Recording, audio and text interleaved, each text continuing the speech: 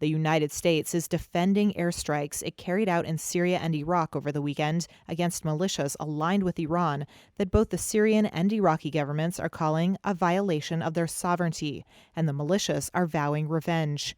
The U.S. military said it targeted operational and weapons storage facilities at 2 locations in response to drone attacks by the group against U.S. personnel and facilities.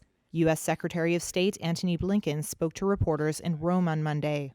We took necessary, appropriate, deliberate action that is designed to limit the risk of escalation, but also to send a clear and unambiguous deterrent message. Iraqi militia groups aligned with Iran named 4 members of the Kataib Sayed al-Shuhada faction they said were killed in the attack on the Syria-Iraq border and vowed to retaliate.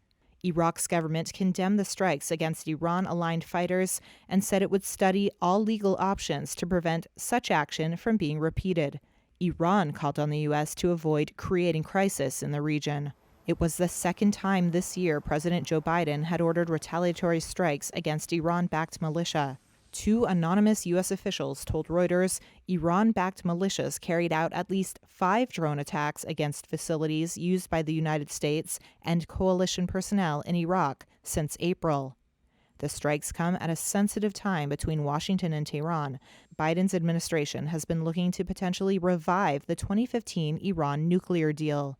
White House Press Secretary Jen Psaki. Certainly, we want to look to build the Iran deal beyond what it was in the past. We've been very clear about that, and that's part of the discussions and negotiations. And the next step would be the 7th round of discussions and negotiations. But I would say that as it relates to responding to attacks on our men and women serving, or threats, I should say, to our facilities that are in the region, that we don't see that on the same exact track. Biden's critics say Iran cannot be trusted and point to the drone attacks as further evidence that Iran and its proxies will never accept a U.S. military presence in Iraq or Syria.